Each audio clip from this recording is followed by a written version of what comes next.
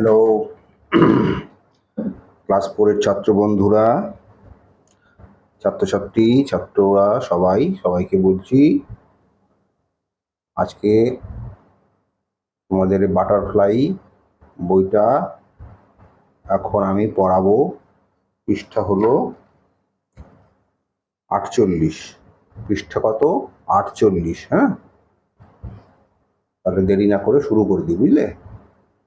48 পৃষ্ঠা তোমাদের পড়ানো শুরু করে দেবো। ক্লাস 4 বাটারফ্লাই ইংরেজি।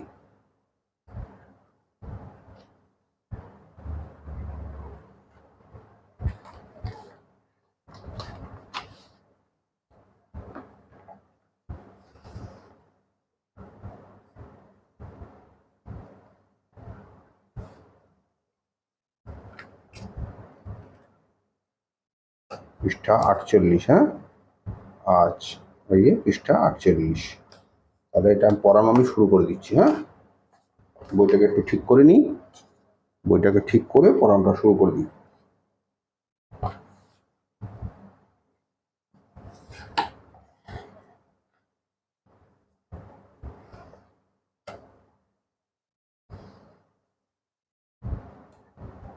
কি আছে? প্রথমে আছে ওয়ার্ড ট্রোব। ওয়ার্ড ট্রোব, হ্যাঁ, শব্দের গুচ্ছগুলো আছে। এখানে কি কি আছে? অপোনেন্ট। অপোনেন্ট মানে কি? অপোনেন্ট মানে বিপক্ষ দল। অপোনেন্ট মানে বিপক্ষ দল। হ্যাঁ, অপোনেন্ট মানে কি? অপোনেন্ট মানে বিপক্ষ। কেউ বলে প্রতিপক্ষ। হ্যাঁ, আর এটার অপোনেন্টের সহজ সরলটা আরেকটা ইংরেজি কি? Competitor, player of the opposite side.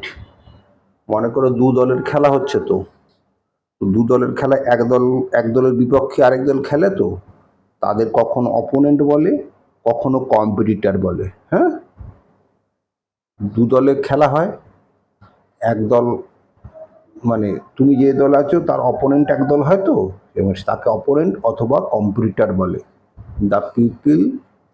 The player of the opposite side, তোমার বিপক্ষে যারা খেলে তাদেরকে বলা হয় অ্যাংসাস, মানে অরিড।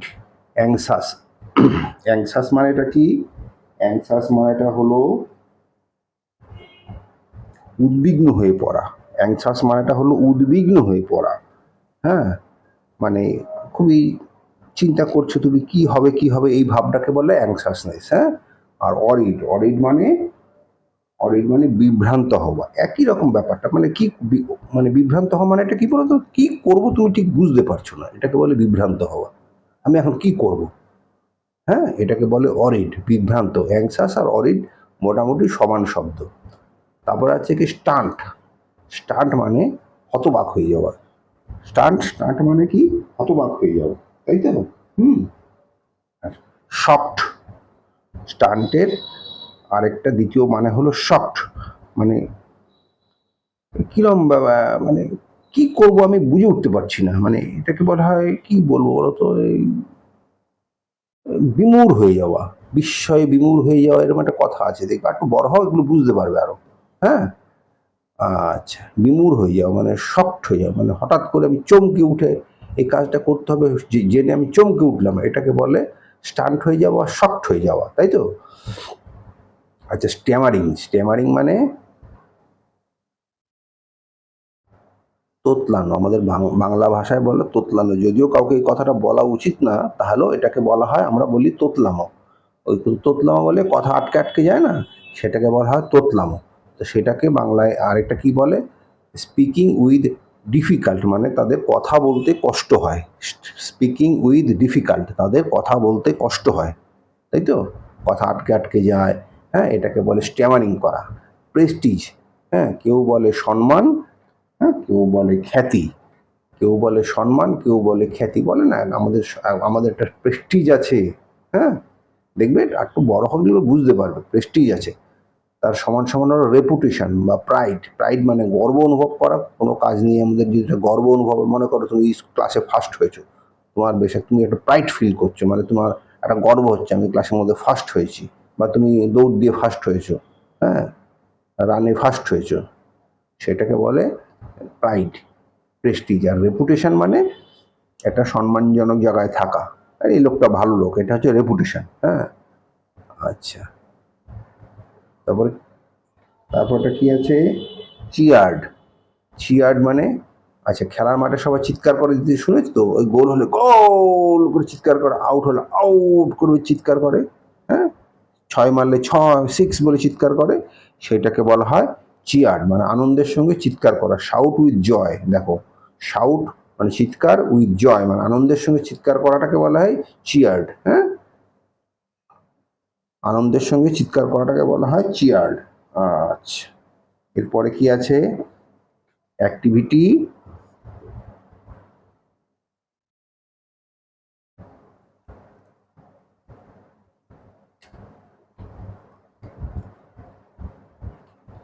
এরপরে কি আছে? Activity three. অ্যাক্টিভিটি থ্রিতে তোমাকে কি বলেছে?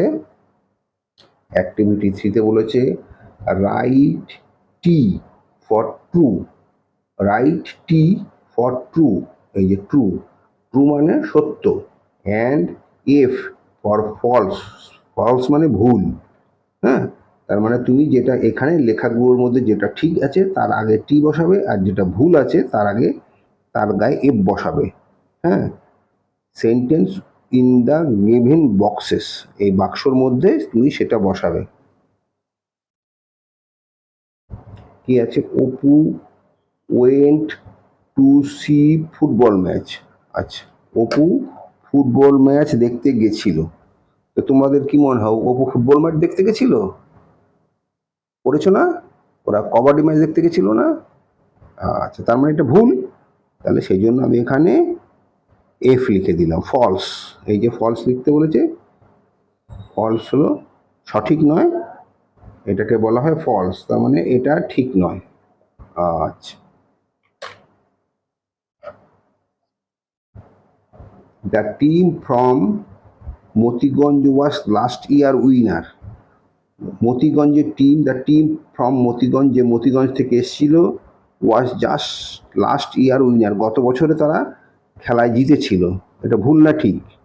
ঠিক, কারণ বলেছিল না আমাদের প্রতিপক্ষের খেলা আছে মতিগঞ্জের সঙ্গে, মতিগঞ্জ যারা গত বছর টিমে উইন হয়েছিল, তার মানে এটা ঠিক, তাই তো? তার মানে আমি এটাকে রাইট দিলাম, এই দেখো টি, ট্রু। আচ্ছা, মেনি পিপল গ্যাদার অ্যাট বুড়ির মাঠ এনজয় দ্য ম্যাচ। আচ্ছা, এটাকে ঠিক না ভুল? অনেক অনেক মানুষ জড়ো হয়েছিল না বুড়ির মাঠে খেলা দেখবে বলে, হ্যাঁ কি না? হ্যাঁ, বইটা খেয়াল করো, লেখা আছে মেনি পিপল গ্যাদার মানে একসঙ্গে জড়ো হয়েছিল অ্যাট বুড়ির মাঠ টু এনজয় দ্য ম্যাচ, খেলা দেখবার জন্য। ঠিক আছে, তার মানে এটা সঠিক, তার মানে আমি এটাকে রাইট দিলাম, এটা টি লিখে দিলাম। আচ্ছা, Nasir pull Apu to the playground. Nasir অপুকে টেনে মাঠের দিকে নিয়ে যাচ্ছিল, এটা ভুল না ঠিক? আরে কি করে ঠিক হবে বলো? নাসিরের মা অসুস্থ, তো নাসির তো খেলতেই আসেনি, তাহলে নাসির কি করে অপুকে টেনে নিয়ে গেল? অপুকে কে টেনে নিয়ে গেল? ওর ভাই টেনে নিয়ে গেল, ওর কাজিন টেনে নিয়ে গেল, তার মানে নাসির আসেনি, নাসির টানেনি, নাসিরের মা তো অসুস্থ। তারে Nasir pull Apu two playground, playground মানে মাঠ, পুল মানে টানা। হ্যাঁ, তার নাসির তাকে টেনে নিয়ে যায়নি, টেনে নিয়ে গিয়ে গেছে ওর কাজিন, তার মানে এটাকে ভুল, তার মানে এটাকে আমি ফলস লিখে দিলাম, এটা সঠিক নয়। আচ্ছা, হয়ে গেল।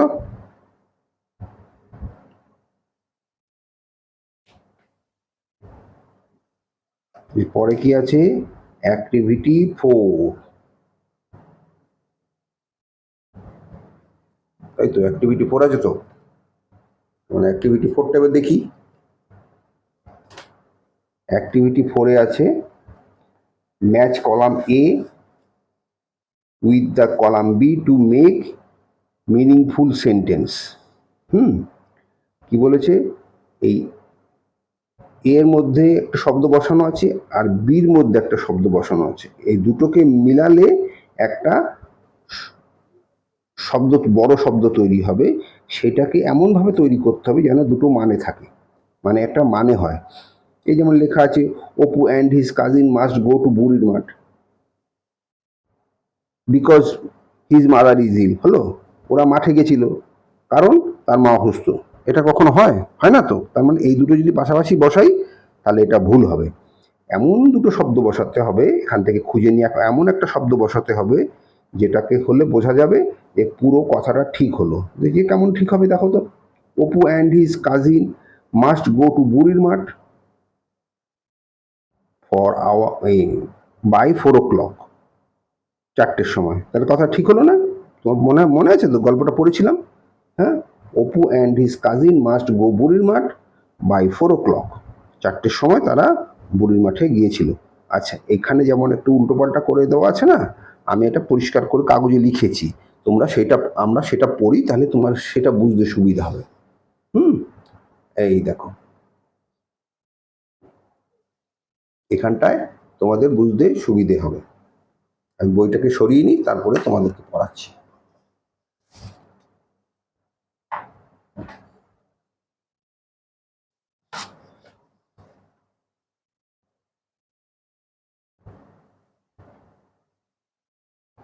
Apu and his cousin must go to বুড়ির মাঠ বাই 4 o'clock। এই বাই 4 o'clock কথাটা কিন্তু ওইখানে, ওই দিকটাই ছিল, মনে আছে তো? হ্যাঁ, ওই দিকটাই ছিল না, বাই 4 o'clock। এই যে বাই 4 o'clock, এটা ওই দিকটাই ছিল।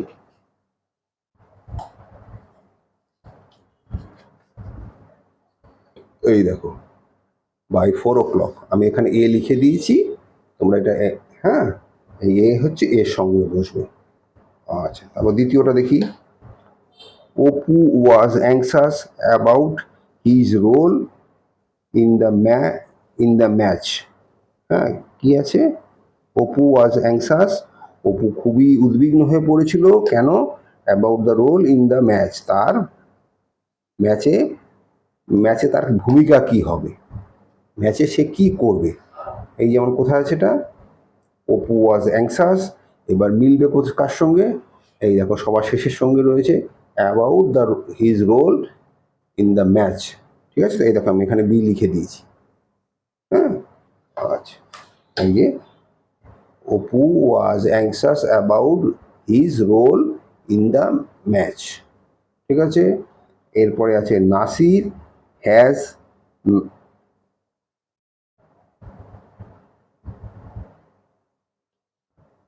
এইখানে একটু আমার ভুল করে ফেলেছি, বুঝলে? এখানে একটা এন বসাতে আমি ভুলে গেছি। এটাকে বলে হ্যাজন্ট, মানে হ্যাজ নট। হ্যাঁ, Nasir has not come because his mother is ill. Nasir কেন আসেনি? কারণ নাসিরের মা অসুস্থ, তাই তো? নাসিরের মা কেন আসেনি? নাসির কেন আসেনি? এই যে Nasir has not come because his mother is ill, তার মা অসুস্থ বলে সে আসেনি। তারপরে it is the matter of prestige, এটা সম্মানের ব্যাপার। কেন? ফর আওয়ার ভিলেজ, এটা আমাদের গ্রামের সম্মানের ব্যাপার। ইট is the matter of Prestige for our village, এটা আমাদের গ্রামের সম্মানের ব্যাপার। হ্যাঁ, কোথায় আছে? It is matter of Prestige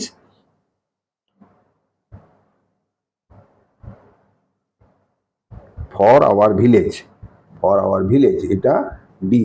হ্যাঁ, তার মানে কি দাঁড়ালো? এটা আমাদের গ্রামের সম্মানের ব্যাপার। আচ্ছা, এটা কেন মিলানো হলো ব্যাপারটা বুঝেছো তো তুমি? তোমরা এই পাশেরটার সঙ্গে এই পাশেরটা সঙ্গে মেলাতে হবে, নাহলে ব্যাপারটা মিনিংফুল হবে না, মানে একটা সঠিক মানেযুক্ত শব্দ হবে না। এই যেমন লিখেছি দেখো, Nasir has not come, Nasir আসেনি। যদি লিখি বাই 4 o'clock, তাহলে হবে? হবে না। মানেটা হলো? হলো না। নাসির কেন আসেনি? 4টের সময়। হলো না। তাহলে সঠিক কী হবে?